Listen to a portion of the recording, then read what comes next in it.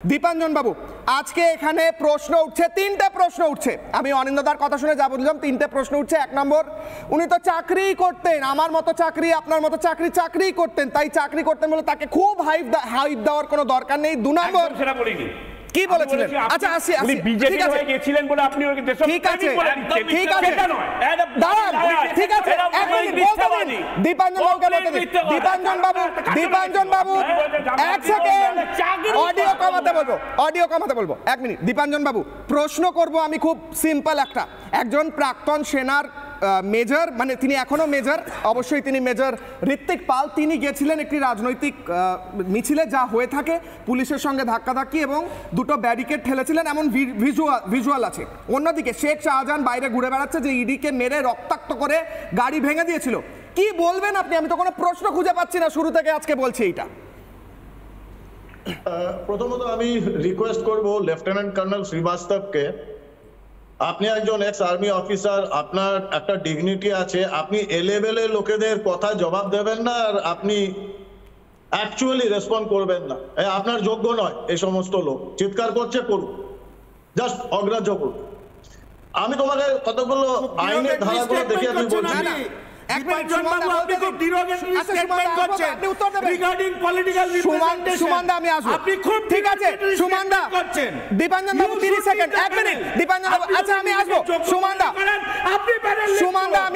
আসবো আপনার কাছে, বলতে দিন না, আপনাকে বলতে দেবো। সুমানদা, ঠিক আছে, সুমানদা 1 মিনিট। দীপাঞ্জন বাবু বলুন, 30 সেকেন্ড। ওকে, সো আমি দেখছিলাম এই 143 রাজভবনের সামনে 144 দ্বারা সব সময় থাকে, তারপরেও সেখানে কিন্তু ওই একটি রাজনৈতিক দলের, আঞ্চলিক রাজনৈতিক দলের সর্বভারতীয় সম্পাদক গিয়ে ধর্নায় বসেছেন। সেটা কি পারমিশন নিয়ে কলকাতা পুলিশ কমিশনার জানাতে পারবেন? সেখানে কেন মামলা হয়নি? বলতে দিন। 2 নম্বর, টাইমার চলছে। আমি একটা কথা বলবো না স্যার, বলুন। যতক্ষণ চিৎকার কম না করে আমি একটা কথা বলবো না। স্যার বলুন। না না, 1 মিনিট স্যার বলুন। আপনি ভুলভাল সুমানদা 1 মিনিট। সুমানদা আপনি কোথাও যেন মনে হচ্ছে ডিফেন্ড করছেন এই তত্ত্বটাকে যে মেজর ঋত্বিক পালকে জেলে ঢুকিয়ে ভালো কাজ করেছে সরকার, এমন সব লোকেদের উত্তর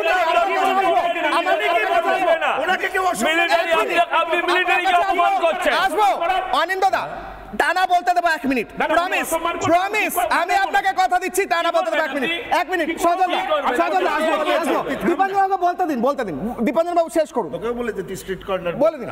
ওকে, দ্বিতীয়ত সম্পত্তি ভাঙাচোরার এই ইডির উপর আক্রমণ ছেড়ে দাও।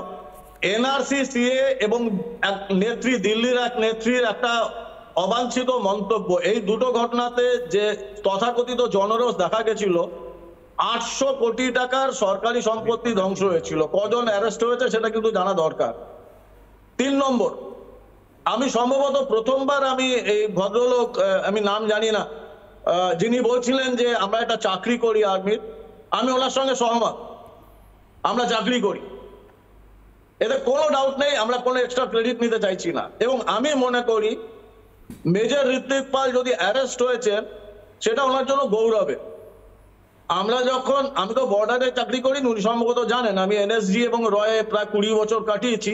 আমরা যখন গুলি খাই, ইয়েস, আমার নিজের বডিতে বুলেট ইনজুরি রয়েছে, আমরা সেই বুলেট ইনজুরিটা কিন্তু আমাদের জন্য গর্ব, লজ্জার নয়। উনি জেলে গেছে, ওটা ওনার গর্ব হওয়া উচিত। ব্যাপারটা হচ্ছে এরা ভুলে যায়, যারা চিৎকার করে, যে এদের কাছে সবকিছু আছে, পুলিশ আছে, প্রশাসন আছে, ক্ষমতা আছে, টাকা আছে। আমাদের প্রাক্তন সেনাদের আমাদের একটা জিনিস আছে, এটা কারণ নেই, সেটা মেরুদণ্ড। মেজর ঋত্বিক পালের মেরুদণ্ড দেখবে না, ওনার সঙ্গে আমরা আছি। অল বর্ডারের সাথে আমাদের রিলেশন খুব ভালো, সুতরাং আমরা মনে করি যে আননেসেসারিলি কনফিউশন ক্রিয়েট করে লাভ নেই। Law and order is a police subject. 50 kilometre পর্যন্ত বিএসএফ তুমি ঢুকতে দেবে না তোমাদের এই ছাড়া,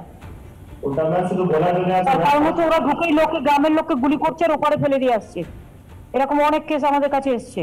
এমনকি শীতলকুচির ঘটনার ব্যাপারে ওদের যখন ডাকা হচ্ছে, যারা গুলি করেছিল তারা কেউ আসছে না। সিবিআই ডাকলে আমাদের যেতে হবে, আর আমাদের পুলিশ যখন ডাকবে ওরা মার্ডার করবে, তখন ওরা আসবে না। এটা তো হতে পারে না।